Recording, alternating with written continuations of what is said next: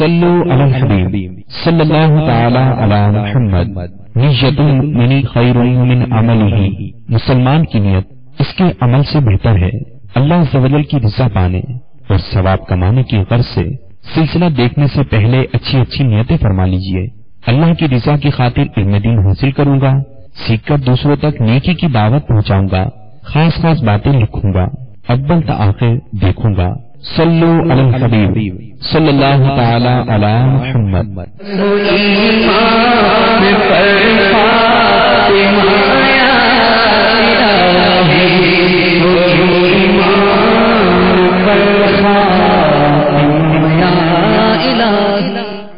الحمد للہ رب العالمین، الصلاة والسلام علی سید المرسلین، اما بعد فاعوذ باللہ من الشیطان الرجیم، بسم اللہ الرحمن الرحیم۔ الصلاة والسلام علیک یا رسول اللہ وعلى آلك وصحابك يا حبيب الله، الصلاة والسلام عليك يا نبي الله وعلى آلك وأصحابك يا نور الله، نويت السنة الاعتكاف۔ فرمان مصطفیٰ صلی اللہ تعالی علیہ وآلہ وسلم ہے، مسلمان کی نیت اس کے عمل سے بہتر ہے۔ آئیے ہم سب اچھی اچھی نیتیں کر لیتے ہیں کہ نیت ثواب کو بڑھا دیتی ہے اور اچھی نیت بندے کو جنت میں داخل کر دیتی ہے۔ جتنی نیتیں اچھی ہوں گی اتنا ثواب بھی زیادہ ہوگا۔ اللہ عز و جل کی رضا پانے اور ثواب کمانے کے لیے اچھی اچھی نیتیں کرتا ہوں۔ درود شریف کی فضیلت بیان کر کے صلو علی الحبیب کہوں گا، اور جو صلو علی الحبیب سنے تو وہ نیت کرنے کے انشاءاللہ میں درود پاک پڑھوں گا۔ پہلا کلمۃ الحق یعنی اللہ عز و جل کا کلمہ بلند کروں گا۔ ترجمہ کنز ایمان، اپنے رب عز و جل کی راہ کی طرف بلاؤ، پکی تدبیر اور اچھی نصیحت سے میں دیے ہوئے حکم کی تعمیل کروں گا۔ اس فرمان مصطفیٰ صلی اللہ علیہ وآلہ وسلم، بلغوا عنی ولو آیہ، یعنی پہنچا دو میری طرف سے اگرچہ ایک ہی آیت ہو کی پیروی کروں گا۔ حسب موقع جب جب اللہ عز و جل کا نام آئے گا تو عز و جل، سرکار علیہ الصلوۃ والسلام کا نام آئے گا تو صلی اللہ علیہ وآلہ وسلم، صحابہ کرام کے اسم مبارک ہوں گے تو رضی اللہ تعالی عنہ، اور اولیاء کرام کے تذکرے پر رحمت اللہ تعالی علیہ پڑھوں گا۔ خشوع نفاق یعنی اعضاء میں تو خشوع ہو مگر دل عاجزی سے خالی ہو سے بچوں گا۔ عربی و انگریزی اور مشکل الفاظ و اشعار بولتے وقت دل کے اخلاص پر توجہ رکھوں گا، یعنی اپنی علمیت کی دھاگ بٹھانی مقصود ہوئی تو بولنے سے بچوں گا۔ مدنی قافلے، مدنی انعامات نیز علاقۂ دورہ برائے نیکی کی دعوت کی رغبت دلاؤں گا انشاءاللہ۔ نظر کی حفاظت کی عادت بنانے کی خاطر دوران بیان حتی الامکان نگاہیں نیچی رکھوں گا۔ اختتام پر سنت اور آداب بیان کروں گا۔ بیان کے بعد خود آگے بڑھ کر سلام و مصافحہ اور انفرادی کوشش کروں گا، بنیت ادائے سنت بات کرتے ہوئے مسکراتا رہوں گا۔ جو بیان سن رہے ہیں مدنی چینل کے ناظرین بھی، وہ بھی نیتیں کرنے کے بلا وجہ کپڑے یا بدن سہلانے، ادھر ادھر دیکھنے، باتیں کرنے، ٹیک لگانے، پردے میں پردہ نہ ہونے کی صورت میں گھٹنے کھڑے کر کے دوسروں کے لیے بد نگاہی کا باعث بننے، گھٹنوں میں سر رکھنے، دوسروں کو اشارے کرنے، اٹھ کر چل پڑنے وغیرہ سے بچتے ہوئے علم دین کی تعظیم کی خاطر جہاں تک ہو سکا دو زانوں بیٹھ کر علم دین سمجھنے کے لیے نگاہیں جھکائے خوب کان لگا کر سنوں گا۔ ضرورتاً سمٹ کر دوسروں کے لیے جگہ کشادہ کروں گا۔ دھکا وغیرہ لگا تو صبر کروں گا، گھورنے جھڑکنے الجھنے سے بچوں گا، حق پر ہونے کے باوجود نہیں جھگڑوں گا، اہم باتیں لکھوں گا، میں بیان کرنے کا جو ثواب ہے وہ نیت کرتا ہوں کہ سرکار مدینہ صلی اللہ علیہ وآلہ وسلم، صحابہ کرام، اہل بیت اطہار، امہات المومنین، جمیع المؤمنین مؤمنات، مسلمین مسلمات، تمام اولیاء کرام، مشائخ اعظام، خصوصاً اپنے پیر و مرشد شیخ طریقت امیر علیہ سنت کو ایصال ثواب کرتا ہوں، اپنے والدین، اپنے رشتہ داروں کو ایصال ثواب کرتا ہوں۔ صلو علی الحبیب صلی اللہ تعالی علی محمد۔ حضرت سیدنا عبداللہ بن مبارک رحمت اللہ تعالی علیہ کہ ابتدائی حالات زندگی میں مذکور ہے کہ آپ رحمت اللہ تعالی علیہ ایک عورت پر اس درجے شیفتہ و فریفتہ، یعنی اس کی محبت میں گرفتار تھے کہ کسی کل چین نہیں آتا تھا۔ سردی کا موسم تھا، ایک رات محبوبہ کے مکان کی دیوار کے ساتھ صبح تک کھڑے رہے۔ جب صبح کی اذان ہوئی تو آپ رحمت اللہ تعالی علیہ نے خیال کیا کہ عشاء کی اذان ہو رہی ہے، لیکن فوراً ہی آدمیوں کی آمد رفت اور روشنی نمودار ہونے پر معلوم ہوا کہ میں ساری رات محبوبہ کی دیوار سے لگا کھڑا رہا ہوں۔ دل پر چوٹ لگی اور اپنے آپ کو مخاطب کر کے کہا کہ اے مبارک کے بیٹے، شرم کر، ایک عورت کی خاطر تو نے ساری رات کھڑے ہو کر گزار دی۔ کیا ہی اچھا ہوتا کہ یہ رات رب تعالی کے حضور اس کی محبت میں کھڑے ہو کر گزارتا۔ فوراً توبہ کی اور عبادت الہی میں مشغول ہو گئے اور اللہ تعالی کے مقبول بندوں میں آپ کا شمار ہونے لگا۔ جو کہ اس در کا ہوا خلق خدا اس کی ہوئی، جو کہ اس در سے پھرا اللہ اس سے پھر گیا۔ تو میرے میٹھے میٹھے اور پیارے پیارے اسلامی بھائیوں اور مدنی چینل کے ناظرین، آج انشاءاللہ اللہ تعالی سے محبت کے لزوم یعنی لازم ہونے کا بیان، اس پر کچھ ہم سنیں گے۔ اللہ تبارک و تعالی نے قرآن پاک میں بھی مومنین کی جو صفات، خصوصیات کا جو ذکر فرمایا ہے، اس میں یہ بھی ہے کہ مومن یہ اللہ تعالی سے محبت کرتے ہیں۔ چنانچہ سورہ بقرہ آیت نمبر 165 میں ارشاد ہوتا ہے، ترجمہ کنز ایمان، اور کچھ لوگ اللہ کے سوا اور معبود بنا لیتے ہیں کہ انہیں اللہ کی طرح محبوب رکھتے ہیں، اور ایمان والوں کو اللہ کے برابر کسی کی محبت نہیں۔ تو میرے میٹھے میٹھے پیارے پیارے اسلامی بھائیوں، مدنی چینل کے ناظرین، محبت یہ عربی کا لفظ ہے، اور یہ نیک نظریات، پاک خیالات اور حساس تصورات سے پیدا ہوتا ہے۔ ایک جذبہ ہے جو آنکھوں سے دل میں اور پھر اعصاب پر سوار ہوتا ہے۔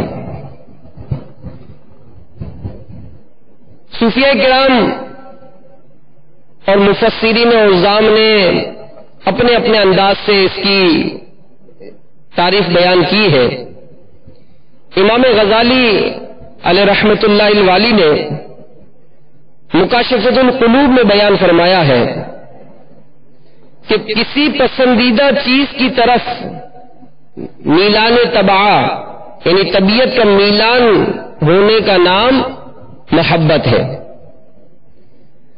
تو میرے میٹھے میٹھے پیارے پیارے اسلام بھائیوں، جس سے محبت ہوتی ہے تو ظاہر ہے اس کا اظہار بھی ہوتا ہے، اس کی علامتیں بھی ہوتی ہیں کہ یہ فلاں سے محبت کرتا ہے. تو علماء نے اللہ تعالی سے محبت کی چند علامتیں بیان کی ہیں. تو آئیے ہم ان علامتوں میں اپنا بھی محاسبہ کرتے جاتے ہیں کہ ہم الحمدللہ مسلمان ہیں، اور ہر مسلمان رب تعالی سے محبت کا دعوے دار ہے. ہر ایک کا دعویٰ ہے کہ میں اللہ سے محبت کرتا ہوں. اب یہ جو علامتیں علماء نے بیان کی، ہم ان علامتوں کو سن کر اپنا محاسبہ کریں، اپنے آپ کو چیک کریں کہ ہماری کیا کیفیت ہے. تو علماء فرماتے ہیں کہ بندہ جس سے محبت کرتا ہے اس کا ذکر کثرت سے کرتا ہے.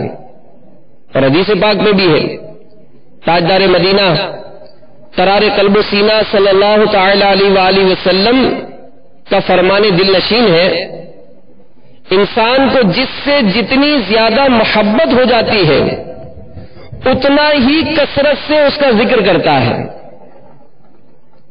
تو محبت یہ خود غیر محسوس چیز ہے، یعنی کسی ظاہری علامت سے پتہ نہیں چلے گا کہ یہ کسی سے محبت کرتا ہے، لیکن ذکر محبوب یعنی جس سے محبت کرتا ہے اس کا ذکر یہ دراصل ترازو ہے. اس سے اظہار ہوتا ہے کہ یہ فلاں سے بڑی محبت کرتا ہے، اور جس سے جتنی محبت زیادہ کرتا ہے اس کا ذکر بھی اتنا زیادہ کرے گا. ہر وقت اپنے محبوب کے ذکر میں مشغول نظر آئے گا، اتنا زیادہ سے زیادہ اپنے محبوب کے ذکر کی محفلیں سجائے گا اور لوگوں کو اس میں مدعو کرے گا. اور جب لوگ اس کے محبوب کا ذکر کریں گے تو وہ اس ذکر کو بھی سن کر اور زیادہ خوش ہوگا. حضرت سیدتنا ام المومنین عائشہ صدیقہ رضی اللہ تعالی عنہ فرماتی ہیں کہ نور کے پیکر تمام نبیوں کے سرور دو جہاں کے تاجور سلطان محروبر صلی اللہ تعالی علیہ وآلہ وسلم نے ایک مرتبہ ایک شخص کو کسی مقام پر بھیجا، وہاں وہ اپنے ساتھیوں کی امامت کیا کرتے تھے.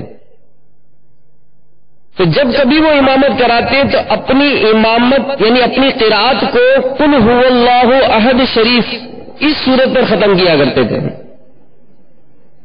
جب وہ لوگ واپس آئے، قافلہ واپس آیا، تو رسول اکرم صلی اللہ علیہ وآلہ وسلم کی خدمت میں یہ ماجرا بیان کیا کہ یہ جو شخص جو ہماری امامت کیا کرتے تھے ان کا یہ معمول تھا کہ جب بھی قرات کرتے وہ اپنی قرات کو سورہ اخلاص پر ختم کیا کرتے تھے. تو سرکار مدینہ صلی اللہ علیہ وآلہ وسلم نے فرمایا کہ اس سے پوچھو، اس شخص سے پوچھو وہ ایسا کیوں کرتا ہے. جب لوگوں نے اس سے پوچھا تو اس نے جواب دیا کہ میں اپنی قرات کو سورہ اخلاص پر اس لیے ختم کرتا ہوں کہ سورہ اخلاص میں رب تعالی کی تعریف ہے، میرے پروردگار عز و جل کی تعریف ہے، حمد ہے، اور میں اسے پڑھنا پسند کرتا ہوں. جب سرکار مدینہ صلی اللہ علیہ وآلہ وسلم کو پتہ چلا تو سرکار مدینہ علیہ الصلوۃ والسلام نے ارشاد فرمایا اسے خبر دے دو کہ اللہ عز و جل بھی اس سے محبت فرماتا ہے. تو ہم دیکھیں اور غور کریں کہ ہمارے بزرگوں کے اسلاف کے واقعات بے شمار ہیں کہ وہ اللہ کے ذکر میں مستغرق رہتے تھے. ان کی کیفیت بڑی عجیب ہوتی تھی، وہ اللہ کے ذکر کی لذت اپنے قلب میں محسوس کرتے تھے، وہ محسوس کرتے تھے. ان کا مطلب رات ان کو نمازیں پڑھنے میں ایک مزہ آتا تھا. ساری رات جب لوگ سوئے ہوئے ہوتے تھے وہ رب تعالیٰ کے کلام کی تلاوت کرتے کرتے گزار دیتے تھے. وہ اللہ کے ذکر میں اس قدر مصروف رہتے تھے کہ بسا اوقات کھانے پینے کا بھی ہوش نہیں رہتا تھا.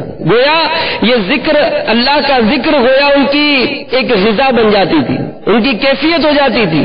وہ رات کی تاریکی میں جب سب سوئے ہوئے ہوتے تھے رب تعالیٰ کی عبادت کرتے، ساری رات نمازیں پڑھتے، تلاوت قرآن کرتے، اور جب صبح ہوتی تو اپنے رب تعالیٰ کی بارگاہ میں عرض کرتے کہ مولا کریم ہم نے تیری ویسی عبادت نہ کی جیسی عبادت کرنا حق تھا. کہ کیسی ان کی راتیں ہوتی تھی، کیسا ان کا دن ہوتا تھا کہ ایک بزرگ رحمت اللہ تعالیٰ نے کاروبار کرنے فرماتے ہیں کہ میں کسی ایک ایسے شخص کو جانتا ہوں جو بازار میں روزانہ 200 رکعت نفل پڑھا کرتا تھا. میں ایسے شخص کو جانتا ہوں جو بازار میں روزانہ 200 رکعت نفل پڑھا کرتے ہیں، اور راوی کہتے ہیں کہ یہ خود یہی بزرگ تھے، یہ خود یہی بزرگ تھے کہ یہ کام کاج کرنے بھی، اگر بازار میں کام کاج کرنے بھی جاتے ہیں تب بھی یہ اللہ کے ذکر سے غفلت نہیں کرتے تھے. آج ہمارا کیا حال ہے؟ اذان ہو جاتی ہے، نمازیں ہو جاتی ہیں، ہمارے قدم آگے نہیں بڑھتے، ہمارے قدم آگے نہیں بڑھتے. پکار ہوتی ہے حی علی الصلاۃ، آؤ نماز کی طرف. ہم سن رہے ہیں کہ اللہ کی محبت کا تقاضا یہی ہے کہ سارے کام چھوڑ کر رب تعالیٰ کی عبادت کے لیے مسجد کی طرف میں قدم بڑھا لوں. اور امام غزالی رحمت اللہ تعالی علیہ فرماتے ہیں مکاشفۃ القلوب میں کہ اس موقع پر ہمارے بزرگوں کا حال یہ ملتا ہے کہ اگر ان میں کوئی موچی ہوتا اور اپنے چمڑے میں سوا ڈالتا سینے کے لیے، اور جیسے ہی اذان سنتا وہ اپنے سوئے کو چمڑے سے باہر نہیں نکالتا تھا، اسی طرح چھوڑ کر مسجد کی طرف چل پڑتا تھا. اگر کوئی لوہار لوہے پر مارنے کے لیے ہتھوڑا اٹھاتا، جیسے ہی اذان سنتا وہ لوہے کو ہتھوڑے کو لوہے پر نہ مارتا بلکہ اس کو نیچے رکھ کے مسجد کی طرف چلا جاتا. ان کو کیسی محبت ہوتی تھی. یہ رب تعالیٰ کے دربار سے آنے والی صدا حی علی الفلاح پر فوراً اپنے قدموں کو بڑھا دیتے تھے. جب مؤذن پکارتا الصلاۃ خیر من النوم، نماز نیند سے بہتر ہے، یہ لبیک کہتے ہوئے کھڑے ہوتے مسجد کی حاضر ہو جاتے تھے. یہ آج ہمارا کیا حال ہے؟ آج ہمارا کیا حال ہے کہ ہمیں عبادت میں لذت نہیں ملتی، اللہ کی عبادت میں ہمارا دل نہیں لگتا. تو میرے میٹھے میٹھے اسلامی بھائیوں، جب رب تعالیٰ سے محبت کا دعویٰ ہے، جب رب تعالیٰ سے محبت کا اظہار کرتے ہیں کہ ہم اللہ سے محبت کرتے ہیں، تو جو بندہ جس سے محبت کرتا ہے اس کا ذکر بھی کثرت سے کرتا ہے. اللہ نے ہم کو قرآن پاک کتاب عطا فرمائی، اللہ کا کلام ہے، جسے دیکھنا عبادت، جسے چھونا عبادت، جسے چومنا عبادت، جسے پڑھنا عبادت.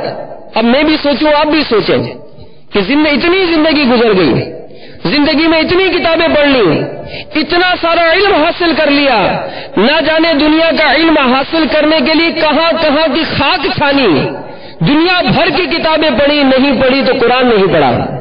آپ کہیں گے جناب ہم نے قرآن پڑھ لیا، کیا ترجمے کے ساتھ پڑھا ہے؟ خود فیصلہ کر لیں.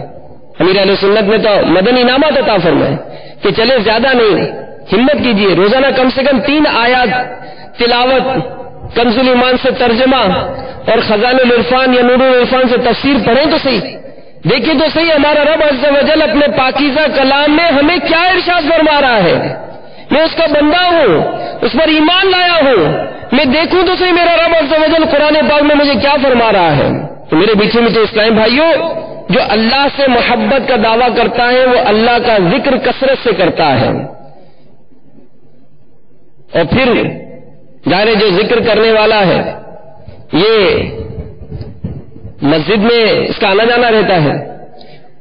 اور بڑی پیاری روایت میں نے پڑھی، اور امیر علیہ سنت کے فیضان پر قربان کہ امیر علیہ سنت نے دعوت اسلامی کا یہ پیارا پیارا مدنی ماحول عطا کیا کہ ہم مسجدیں بھرو تیری کی ہماری کہ ہم مسجدیں بھرتے ہیں، ہمیں مسجدوں سے پیار ہے. الحمدللہ ہمارے مدنی قافلے مسجدوں میں قیام کرتے ہیں.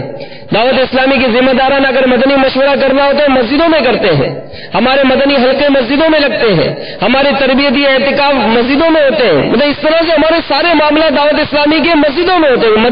مسجد ہمارا مرکز ہے. اور جو مسجد سے محبت کرتا ہے، حدیث پاک سنیے، حضرت سیدنا ابو سعید خدری رضی اللہ تعالی عنہ سے روایت ہے کہ خلق کے رہبر، دو جہاں کے تاجور، سلطان بحربر صلی اللہ علیہ وآلہ وسلم ارشاد فرماتے ہیں جو مسجد سے محبت کرتا ہے اللہ عز و جل اسے اپنا محبوب بنا لیتا ہے. الحمدللہ ہماری خدام المساجد بھی ایک شعبہ ہے دعوت اسلامی کا، اس کا کام ہی مسجدیں بنانا ہے، کام ہی مسجدیں بنانا ہے. دنیا بھر میں الحمدللہ اس شعبے کے تحت دعوت اسلامی مسجدیں بناتی ہے. تو آپ بھی ہمت کیجئے کہ میں بھی انشاءاللہ اپنی زندگی میں کم از کم ایک مسجد ضرور بناؤں گا. ہمت کیجئے. اللہ کے گھر کو کی آبادی کا شوق تفسیر نور العرفان میں لکھا ہے، مسجد کی آبادی کا شوق ایمان کی علامت ہے. تو اللہ تبارک و تعالیٰ توفیق دے. تو بہرحال میرے میٹھے میٹھے اسلامی بھائیوں، اگر ہم اپنا محاسبہ کرتے ہیں تو جو کیفیت ہم اپنے اسلاف کی بزرگوں کی دیکھتے ہیں تو ہمارا دل، ہمارے اعضاء یہ دوسری طرف مائل نظر آتے ہیں. دل دیکھے تو محبت کرتا ہے، لیکن اس کی محبت تو دنیا کے مفادات حاصل کرنے کے لیے، دنیا کے حسن پر فریفتہ ہے، دنیا کے نظاروں پر فریفتہ ہے. اور آپس میں اگر محبت ہے تو دنیاوی مطلب کشش ہے، کسی کے مال کی وجہ سے محبت ہے، کسی کے حسن و جمال کی وجہ سے محبت ہے، تو کسی کے منصب سے محبت ہے کہ جناب یہ بڑا عہدیدار ہے، اس سے میں اس لیے محبت کرتا ہوں. اگر ماں باپ سے بھی محبت ہے تو اس میں بھی نہ جانے کیسے مطلب گندے قسم کے مطلب ہمارے مفادات ہوتے ہیں. تو اپنے دل کو بھی میرے پیارے پیارے اسلام بھائیوں اس کا محاسبہ ہونا چاہیے. اور اسی طرح اعضاء کو بھی، کہ اعضاء یعنی اپنا اگر جسم ہی دیکھ لیں تو اس کو فقط 3 چیزوں کی ضرورت ہے، کھانے کی، پینے کی اور گھر کی. کھانا غذا ہے، پہننا لباس ہے، اور گھر وہ ہے کہ گرمی، سردی اور ہلاکت کے اسباب سے اسے محفوظ رکھے. تو آدمی جب ان کو ایک لمیٹڈ طریقے سے حاصل کرتا ہے وہ تو درست ہے، لیکن جب وہ اپنی خواہشات بڑھا کر انہی کو حاصل کرنے میں اتنا مستغرق ہوتا ہے کہ وہ عبادت سے محروم ہو جاتا ہے، تو پھر دنیا میں اس کے معاملات بہت ہی زیادہ پستی کی طرف چلے جاتے ہیں. اور پھر ایسا شخص جب دنیا سے جاتا ہے تو قبر میں بھی اس پر بڑی آزمائش ہوتی ہے. امیر علیہ سنت کا ایک بیان ہے مردے کے صدمے، اس میں آپ نے بڑا تفصیلاً اس کا تذکرہ فرمایا ہے کہ جو اپنے آپ کو دنیا کی محبت میں گرفتار رکھتا ہے، یعنی اپنی اولاد سے محبت اتنی زیادہ کرتا ہے کہ جب اس کی موت کا وقت قریب آتا ہے تو اولاد کے چھوٹنے کا غم اس کی تکلیف کو اور بڑھا دیتا ہے. جب وہ اپنے مال و اسباب سے محبت زیادہ کرتا ہے تو دنیا سے تو جانا ہی ہے، مال و اسباب چھوڑ کر ہی جانا ہے، لیکن اس وقت اس مال کی محبت اس کی تکلیف میں اور زیادہ اضافہ کا باعث بن جاتی ہے. اگر اس کو اپنے مکان عالی شان اس نے جو بنایا ہے، جو کہ بے نشان ہونا ہے، اس مکان سے اگر اس کو محبت ہے، اس مکان کے چھوٹنے کا غم اس کی موت کی تکلیف کو اور بڑھا دیتا ہے.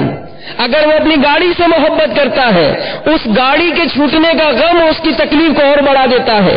تو بہرحال میرے میٹھے میٹھے اسلامی بھائیوں، اللہ تعالی سے محبت اگر ہم کرتے ہیں تو ہمیں اللہ کا ذکر بھی کثرت سے کرنا چاہیے، اور انشاءاللہ کرتے رہیں گے.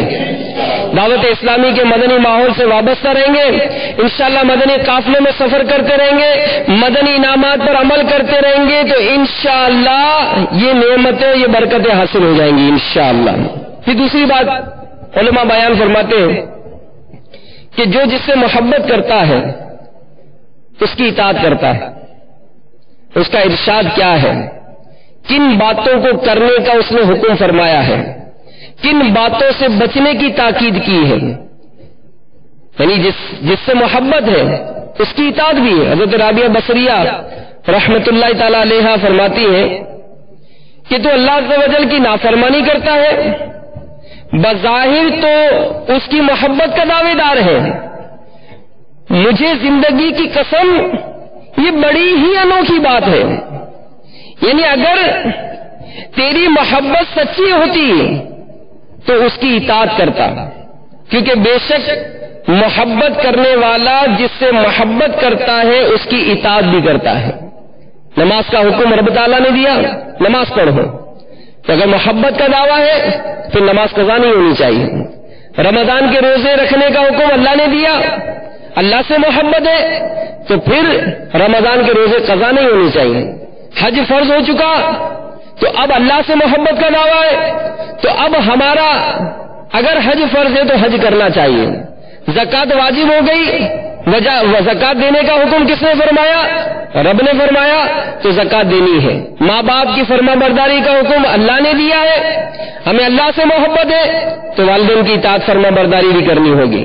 تو اس طرح نگاہیں جھکانے کا حکم قرآن میں ہے کہ اور مردوں سے کہیے کہ اپنی نگاہوں کو کچھ نیچا رکھیں۔ تو اب حکم کس کا ہے؟ اللہ کا حکم ہے، تو ہم بندے ہیں، ہم لبیک یا رب میں حاضر ہوں، تیرا فرمان حق ہے، انشاءاللہ میں عمل کروں گا۔ اے اللہ تو میری مدد فرما اور مجھے سنتوں کے راستے پر گامزن فرما۔ میری زندگی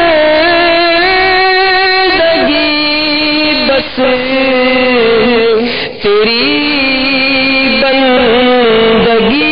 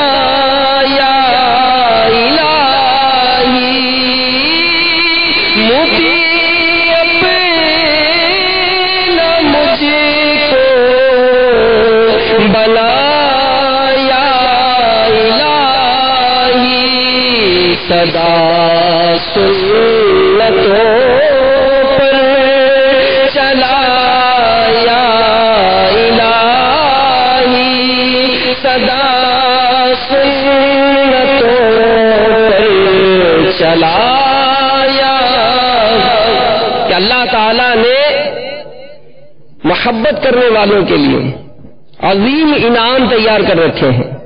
چنانچہ تاجدار رسالت، شہنشاہ نبوت، مخزن جود و سخاوت، پیکر عزم و شرافت، محبوب رب العزت صلی اللہ تعالی علیہ وآلہ وسلم نے فرمایا کہ بے شک جنت میں ایک کمرہ ہے، بے شک جنت میں ایک کمرہ ہے جس کے باہر سے اندر کا حصہ نظر آتا ہے اور اندر سے باہر کا منظر نظر آتا ہے۔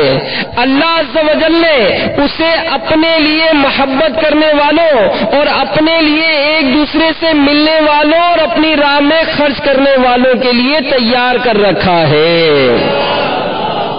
تو جب یہ محبت الہی، یہ ایک نعمت مل جاتی ہے نا اللہ کی محبت، تو یہ صرف اپنی ذات ہی پر نہیں، یعنی ایسا شخص جو اللہ سے محبت جس کو نصیب ہو جائے، یہ نعمت ہے، یہ بہت بڑی نعمت ہے۔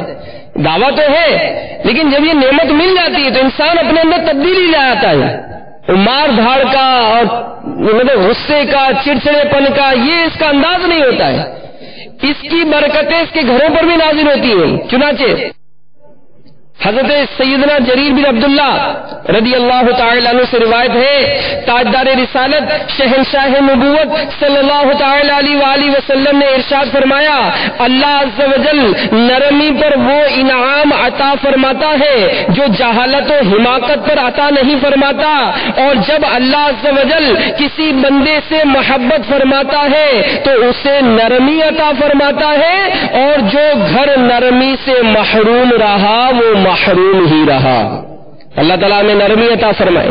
اور یقیناً یہ اچھے لوگوں کی صحبت اور اچھے لوگوں سے ملنا جو ہے نا، یہ بھی مطلب ایک محبت کی علامت ہے کہ ظاہر جب جن کے ساتھ ہمارا اٹھنا بیٹھنا ہے، یعنی جو ہمارے دل میں اللہ کی محبت پیدا ہونے کا ذریعہ بنیں گے، تو یقیناً ان کی صحبتیں جو ہیں وہ ہمیں اللہ کی محبت میں اضافہ کے بھی باعث بنیں گی۔ اور یاد رکھیے کہ جو صحبتیں ہمیں رب تعالیٰ کی محبت میں اضافے کا باعث بن رہی ہیں، تو قیامت کے دن بھی جن کی صحبتیں ہم نے اختیار کی ہوں گی انہی کا ہمیں قرب ملے گا۔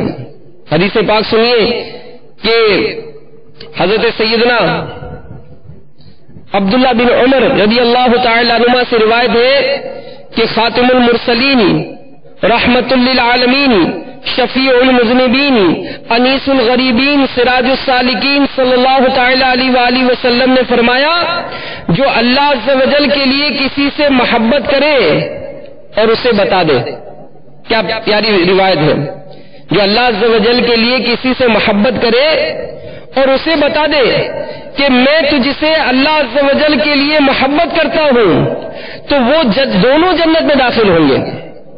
پھر اگر محبت کرنے والا بلند مرتبے پر ہوگا تو جس سے وہ اللہ عز و جل کے لیے محبت کرتا تھا اسے اس کے ساتھ ملا دیا جائے گا۔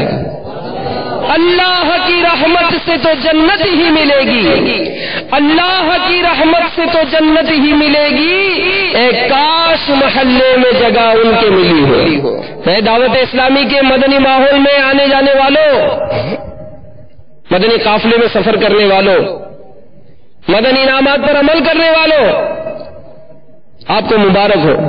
انشاءاللہ عاشقان رسول کا یہ قافلہ انشاءاللہ جنت میں بھی ساتھ ہوگا۔ حضرت سیدنا ابو ہریرہ رضی اللہ تعالی عنہ روایت کرتے ہیں، سید المبلغین رحمت للعالمین صلی اللہ تعالی علیہ وآلہ وسلم نے فرمایا، اللہ عز و جل قیامت کے دن فرمائے گا، میرے جلال کے لیے آپس میں محبت کرنے والے کہاں ہیں؟ آج جب کہ میرے عرش کے سائے کے علاوہ کوئی سایہ نہیں، میں انہیں اپنے عرش کے سائے میں جگہ دوں گا۔ صلو علی الحبیب صلی اللہ تعالی علی محمد۔ تو میرے میٹھے میٹھے اسلامی بھائیوں، یہ مطلب ظاہری سی بات ہے کہ جب اللہ سے محبت کریں گے، اللہ کی اطاعت کریں گے، تو دوست بھی انہی کو بنائیں گے جو اللہ سے محبت کرتے ہیں۔ ایک بات ہے، جو مطلب دوست کا دشمن بھی ہمارا دشمن ہی ہوگا، دوست کا دوست ہمارا دوست ہے، اور یہ مطلب اس کی تاکید حدیث پاک میں بھی ہے۔ ہمارے پیارے پیارے آقا صلی اللہ تعالی علیہ وآلہ وسلم ارشاد فرماتے ہیں، کوئی شخص بھی ایمان کامل نہیں پا سکتا جب تک وہ صرف اللہ کے لیے دوسروں سے محبت نہ کرے اور صرف اللہ کے لیے دوسروں سے بغض نہ رکھے۔ جب وہ اللہ کے لیے محبت کرتا ہے اور اللہ کے لیے بغض رکھتا ہے تو اللہ کی ولایت کا مستحق ہو جاتا ہے، اللہ اسے اپنا ولی بنا لیتا ہے۔ ایک اور مقام پر ارشاد فرمایا، ایمان کا مضبوط ترین رشتہ یہ ہے کہ اللہ کے لیے ہی محبت ہو، اللہ ہی کے لیے بغض ہو، اور تم میں سے کوئی شخص اس وقت تک صاحب ایمان نہیں ہو سکتا جب تک اس کی خواہش اس بات کی تابع نہ ہو جائے جسے میں لے کر آیا ہوں۔ میرے میٹھے میٹھے اسلامی بھائیوں اور مدنی چینل کے ناظرین، یقیناً سرکار مدینہ صلی اللہ تعالی علیہ وآلہ وسلم سے محبت جو کرتے ہیں وہ رب سے محبت کرتے ہیں، اور سرکار کے اہل بیت سے جو محبت کرتے ہیں وہ بھی وہی لوگ ہیں جو رب سے محبت کرتے ہیں۔ تو جو کسی بھی صحابی سے، اہل بیت سے بغض رکھتا ہے تو یہ بھی ہمارا دوست نہیں ہونا چاہیے۔ نبی کریم صلی اللہ تعالی علیہ وآلہ وسلم نے امام حسن اور امام حسین رضی اللہ تعالی عنہما کے بارے میں فرمایا کہ اللہ عز و جل جو ان سے محبت رکھتا ہے تو بھی اسے دوست رکھ، اور فرمایا جو کوئی ان سے محبت رکھتا ہے بلا شبہ وہ مجھ سے محبت رکھتا ہے، اور جو مجھ سے محبت رکھتا ہے یقیناً وہ خدا سے محبت رکھتا ہے، اور جو کوئی ان سے دشمنی رکھتا ہے وہ مجھ سے دشمنی رکھتا ہے، اور اسے خدا دشمن جانتا ہے۔ حضرت سیدہ فاطمہ الزہرا رضی اللہ تعالی عنہا کے بارے میں فرمایا وہ میرے گوشت کا ٹکڑا ہے، جو چیز انہیں غضب میں لاتی ہے وہ مجھے غضب میں لاتی ہے۔ اور حضرت سیدتنا عائشہ صدیقہ رضی اللہ تعالی عنہا سے حضرت اسامہ بن زید رضی اللہ تعالی عنہ کے بارے میں فرمایا اے عائشہ ان سے محبت رکھو کیونکہ میں بھی ان سے محبت رکھتا ہوں۔ اور صحابہ کرام کے بارے میں ارشاد فرمایا انہیں نشانہ نہ بناؤ، جو کوئی ان سے محبت رکھتا ہے وہ مجھ سے محبت رکھنے کی بنا پر ان سے محبت کرتا ہے، اور جو ان سے دشمنی رکھتا ہے وہ مجھ سے دشمنی رکھنے کی بنا پر ان سے دشمنی رکھتا ہے، اور جو کوئی انہیں ایذا دیتا ہے بلا شبہ وہ مجھے ایذا دیتا ہے، اور جو مجھے ایذا دیتا ہے وہ خدا کو ایذا دیتا ہے، اور جو خدا کو ایذا دے قریب ہے کہ وہ خدا کے پکڑ اور عذاب میں آئے۔ تو ہمیں الحمدللہ سارے صحابہ سے پیار ہے، سارے اولیاء کرام سے پیار ہے، انبیاء کرام سے پیار ہے، سرکار سے پیار ہے، انشاءاللہ اپنا بیڑا پار ہے انشاءاللہ۔ پھر اسی طرح علماء نے ایک اور بھی علامت بیان کی کہ جب محبت دل میں آ کر بسیرا کر لیتی ہے تو وہ اسے دوسروں کی محبت و چاہت سے بے نیاز کر دیتی ہے، جیسے قرآن مجید میں سورہ مزمل میں ارشاد ہوا وَتَبَتَّلْ إِلَيْهِ تَبْتِيلًا، سب سے کٹ کر بے نیاز ہو کر اسی کے محبوب ہو جاؤ۔ تو در حقیقت اگر وہ یعنی کسی سے محبت کرتا بھی ہے تو اللہ کی خاطر ہی محبت کرتا ہے، جیسا کہ علماء نے بیان فرمایا کہ اگر وہ کسی غریب سے محبت کرتے ہوئے اسے کپڑا اور روٹی دیتا ہے اور نیت یہ ہوتی ہے کہ یہ غریب اور جو تنگ دست ہے یہ مال ملنے کے سبب یہ زیادہ اللہ کی عبادت کرے گا، تو در حقیقت اس کی محبت رب سے محبت ہے۔ اگر کوئی اپنی بیوی سے اس لیے محبت کرتا ہے کہ وہ اسے برائی سے بچاتی ہے، اولاد کا ذریعہ بنتی ہے اور وہ اولاد اس کے لیے دعائیں خیر کرے گی، تو یہ دوستی یہ محبت بھی اللہ سے محبت ہے۔ اسی طرح میرے میٹھے میٹھے اسلامی بھائیوں، جو جس سے محبت کرتا ہے تو ظاہر محبوب کی ہر شے سے وہ محبت کرتا ہے، تو اب ہم رب سے محبت کریں، اس کی مخلوق سے محبت نہ ہو۔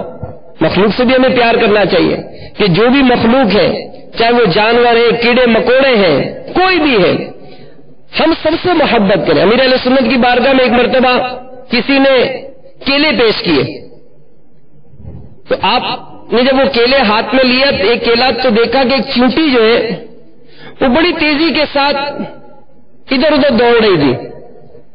اب چونٹیوں کی خاصیت ہوتی ہے کہ یہ اپنے قبیلے کے ساتھ ہوتی ہیں، تو امیر علیہ سنت نے جو کیلے لائے تھے ان سے کہا کہ فوراً یہ کیلا جو ہے نا جہاں سے آپ اٹھا کر لائے تھے وہیں رکھ دیجئے، کہ یہ اصل میں اپنے قافلے سے بچھڑ گئی ہے، تو یہ بچھڑ کر مطلب یہ ادھر ادھر بھاگ رہی ہے، آپ وہاں رکھ دو گے تو اپنے قافلے سے مل جائے گی۔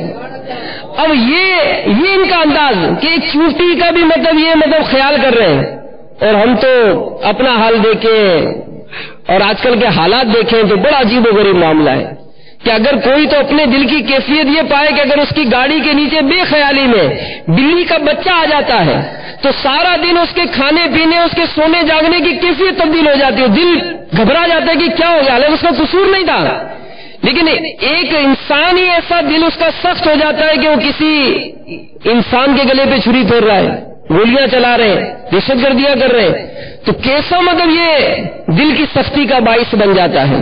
تو اللہ تعالیٰ اپنی مخلوق کی محبت بھی ہمیں عطا فرمائے۔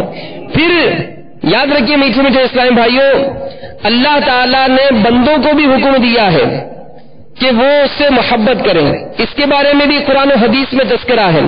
تو اب کوئی ایسا مسلمان نہیں ہے جو یہ دعویٰ نہ کرے کہ مجھے رب تعالیٰ سے سب سے زیادہ محبت ہے، لیکن جب آزمایا جائے، آزمائش ہو تو مثال مال مانگا جائے کہ لائیے ذرا مال دیجیے، پھر کیا کیفیت ہوتی ہے؟ فوراً چیک ہو جاتا ہے کہ یار محبت ہے یا نہیں۔ صدیق اکبر رضی اللہ تعالیٰ عنہ کا واقعہ ہم سنتے ہیں نا کہ سرکار علیہ الصلوۃ والسلام نے ارشاد فرمایا کہ مسلمانوں مال مال جمع کرو. اب صدیق اکبر رضی اللہ تعالیٰ عنہ کا عشق اور محبت کیسی تھی کہ گھر کا سارا سامان لا کر سرکار کے قدموں میں ڈال دیا. سرکار نے پوچھا کہ اے ابو بکر گھر والوں کے لیے کچھ چھوڑا؟ تو عرض کی آقا اللہ اور اس کا رسول کافی ہے.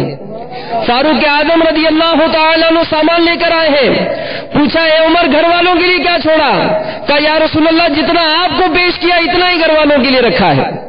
تو یہ کیفیت ہم بھی چیک کریں کہ دعویٰ زبان حال سے تو ہے لیکن عملی طور پر ہماری کیا کیفیت ہے. پھر ایک اور بات کہ جب کبھی ظاہر محبت ہے آزمائش ہو گئی تو بیماریاں آ گئی، قرضداریاں آ گئی، پریشانیاں آ گئی تو دعائیں کرتے ہیں، دعائیں قبول نہیں ہوتی ہے. اس جگہ جا کر اجتماع میں آ کر قافلوں میں جا کر دعائیں قبول نہیں ہوتی. نہ جانے میرا کیا قصور ہے کہ مجھ پر اتنی آفتیں آ گئی، اتنی مصیبتیں آ گئی. تو یاد رکھیے کہ اللہ حدیث پاک ہے کہ جب اللہ عز و جل کسی بندے سے محبت فرماتا ہے یا اسے اپنا دوست بنانے کا ارادہ فرماتا ہے تو اس پر آزمائشوں کی بارش فرما دیتا ہے. پھر جب وہ بندہ اپنے رب کو پکارتا ہے اے میرے رب، تو اللہ عز و جل فرماتا ہے میرے بندے تو جو کچھ مجھ سے مانگے گا میں تجھے عطا کروں گا، یا تو جلد ہی تجھے دوں گا یا تیرے لیے آخرت میں ذخیرہ کر لوں گا. اور یہی حدیث دعا یہ بھی حدیث پاک میں کہ جب بندہ رب سے دعا کرتا ہے تو اللہ تعالیٰ اس کی دعا کو قبول فرما لیتا ہے. پھر ایک اور بات حضرت سیدنا عمر رضی اللہ تعالیٰ عنہ سے روایت ہے کہ حضور اکرم صلی اللہ علیہ وآلہ وسلم نے ارشاد فرمایا جب اللہ عز و جل کسی بندے سے محبت فرماتا ہے تو اسے شہد چکھاتا ہے. صحابہ کرام علیہم رضوان نے عرض کی یا رسول اللہ صلی اللہ علیہ وسلم اس کا شہد کیا ہے؟ فرمایا کہ اس بندے کو اپنی طرف سے نیک عمل کی توفیق عطا فرماتا ہے یہاں تک کہ اس کے پڑوسی اس سے راضی ہو جاتے ہیں. تو دعوت اسلامی کے مدنی ماحول میں یہی تو برکتیں ملتی ہیں کہ جو قریب آتا ہے اللہ تعالیٰ نیک اعمال کی توفیق عطا فرما دیتا ہے. اشراق چاش کی پابندی مل جاتی ہے تو کہیں تہجد کی برکتیں مل جاتی ہیں. اور یہی ہے کہ سنتوں اور فرائض کے ساتھ ساتھ بندہ نوافل بھی ادا کرتا رہتا ہے یہاں تک کہ اللہ تعالیٰ کا وہ قرب پا لیتا ہے. تو بہرحال میرے میٹھے میٹھے اسلامی بھائیوں، مدنی چینل کے ناظرین، محبت الہی کا دعویٰ ہے تو ہم اپنے رب عز و جل کا کثرت سے ذکر کریں، اللہ کی عبادت کریں، جو احکامات ارشاد فرمائے گئے عمل کرنے کے لیے اس پر عمل کریں، جن باتوں سے بچنے کا حکم ہے اس سے بچتے رہیں. دعوت اسلامی کے مدنی ماحول سے وابستہ رہیں گے تو انشاءاللہ دنیا اور آخرت کی بے شمار برکتیں ملیں گی. سنتوں پر عمل کا جذبہ ملے گا، مدنی قافلے میں سفر کریں گے، سنت سیکھنے کا موقع ملے گا. اللہ تعالیٰ ہم سب کو عمل کی توفیق عطا فرمائے. صلو علی الحبیب.